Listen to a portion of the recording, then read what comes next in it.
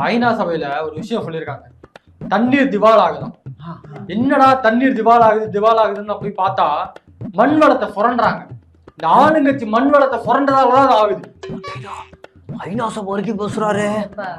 வெறும் மண்ணை எடுக்கிறதுனால மட்டும்லாம் தண்ணீர் திவால் ஆகல. இப்பெல்லாம் யார் போர்வெல் இல்லாம இருக்கிறா? வீட்டுல எல்லாரும் போர்வெல் வச்சிருக்காங்க, தண்ணியை தோண்டி எடுக்கிறாங்க, மண்ணை தோண்டி போர் எடுக்கிறாங்க.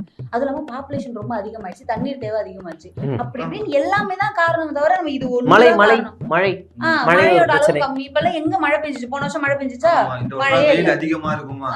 இது மொத்தமா ஒரு நாடா உலகமா சேர்ந்து மக்களா சேர்ந்து முடிவு எடுக்கணும். ஒரு தமிழ்நாடு மட்டும் மாறிடுச்சுனால எல்லாமே கிடைக்காது. சைனால அண்டார்டிகால ஒரு பெரும் பனிப்பாறை இடிஞ்சு விழுந்துருச்சான். அதுக்கு கீழ் வழியா இருக்கிற ஒரு பூமி நரம்பு மண்டலம் தமிழ்நாட்டுல கனெக்ட் ஆகுதான். அதுக்கு காரணம் தமிழ்நாடு வெப்பநிலை ஆகுறதுனாலதான் அங்க உடைஞ்சிருக்கான். இங்க திமுக தான் காரணம். அதுக்கு நம்பி தொலைங்கிற நாசமா போனவங்களா. அப்புறம் மேல்மா திட்டம், அதுல உங்க நிலைப்பாடு என்ன சார்? என்ன நான் சொல்லவா? ரொம்ப தெளிவா ஸ்டேட்மெண்ட் கொடுத்துட்டாங்க. அங்க இருக்க விவசாயிகள் போராட்டம் நடத்தினாங்க. உடனே இவங்க சொல்லிட்டாங்க, விவசாயிகளுடைய அனுமதி மீறி அவங்களுடைய கன்சர்ன் இல்லாம அவங்களோட நிலத்தை நாங்க எடுக்க மாட்டோம் அப்படின்னு தெளிவா ஸ்டேட்மெண்ட் கொடுத்துட்டாங்க. வளர்ச்சி முக்கியம்தான், ஆனா அதே நேரத்துல அவங்களுடைய இது எல்லாமே நாங்க எடுக்க மாட்டோம்ட்டாங்க. இதுதான் ஜனநாயகம். அது மட்டும் இல்ல, இதே புல்டோசர் ஆச்சியா நிலம் கொடுக்க மாட்டோம்னு போய் நோண்டி எடுத்ததுல சரி ஓன் நிலைப்பாடு என்ன கேட்கணும்.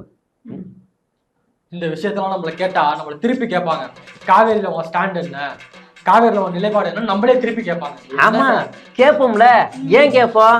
இங்க இருக்க திமுக அரசாங்கம் கர்நாடகாவில் இருக்கக்கூடிய காவேரி தண்ணீர் தமிழ்நாட்டுக்கு வேணும்னு போராடி உச்சநீதிமன்றத்துல போய் தீர்ப்பு வாங்கிட்டு வருது. என்னன்னு வருது?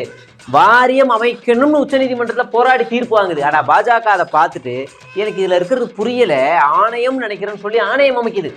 ஆணையமுக்கும் வாரியமுக்கும் என்ன வித்தியாசம்? வாரியம்னா காவிரியில ஒரு மத்திய அரசாங்கம் ஒன்றிய அரசு சேர்ந்து அதிகாரிகள் இருந்து ரெண்டுத்துக்கும் கரெக்டான நீரை திறந்து விடுவாங்க, யார் வேணாலும் போய் திறந்துக்கலாம். ஆணையம்னா அந்த அதிகாரம் முழுக்க கர்நாடக அரசுக்கு தான் இருக்கும். தூக்கி தாரவாத்து கொடுத்தது தான் பாஜக அரசு. நீ சொல்லி இப்ப நீ யாரை எதிர்க்கணும் தளபதி? பாஜக எதிர்க்கணும்.